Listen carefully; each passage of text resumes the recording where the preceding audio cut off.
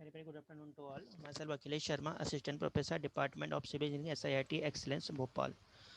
Today's topic is foundation. So, what is foundation?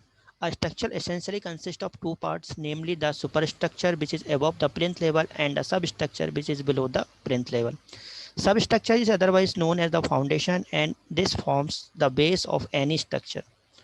Generally, about 30% of the total construction cost is spent on the foundation. The soil on which the foundation rests is called the foundation soil. So, objective of the foundations first is to distribute the total load coming on the structure on the larger area. Second is to support the structures. Third objective of the foundation is to give enough stability to the structures against various distributing forces such as wind and rain. Next is to prepare a level surface for concreting and masonry work.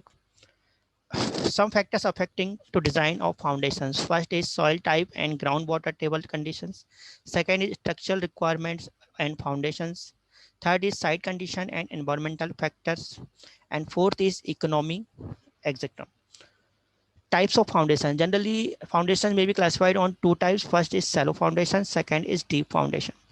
The various types of shallow foundations are: first is spread footing. Second is combined footing. Third is map or raft foundation. Fourth is grilles foundation, and fifth is eccentrically loaded footings. First is spread footing. What is spread footing? Spread footing are structural member used to support columns and walls and to transmit it distribute their load to the soil. These are the figure of spread footing. Types of spread footing. First is ball footing. Second is reinforced concrete footing. Third is inverted arch footing, and fourth is column footing. This is the diagram of ball footing. Why ball footing? Support balls that may be either bearing or non-bearing balls, commonly required to support direct concentric concentric loads. This is the diagram of ball footing. Second is reinforced concrete footing. This is the figure of reinforced concrete footing. Third is inverted arch footing. Why inverted arch footing? When a ball is composed of isolated pairs, it is well to combine all their footings into one and to step the pairs down. This is the figure of inverted arch footing. Next is column footing. Column footing. This is one of the most economical type of footing used when columns are spaced at relatively long distances.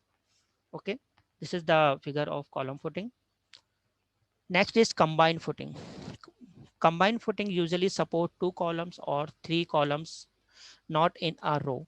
Combined footings are used when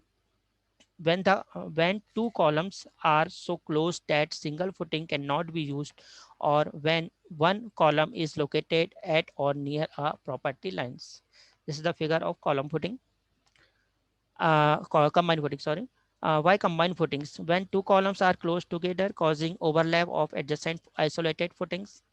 When soil bearing capacity is low, causing overlap of adjacent isolated footings. This is the figure of combined footings.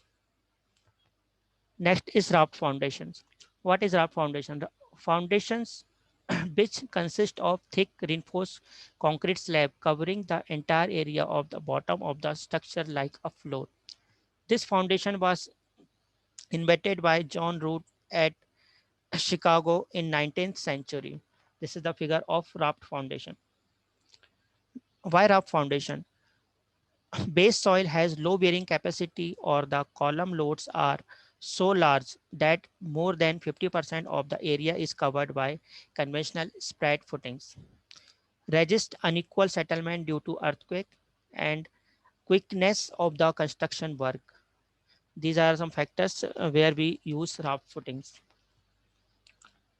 So today's lecture we studied about shallow foundations and types of shallow foundations.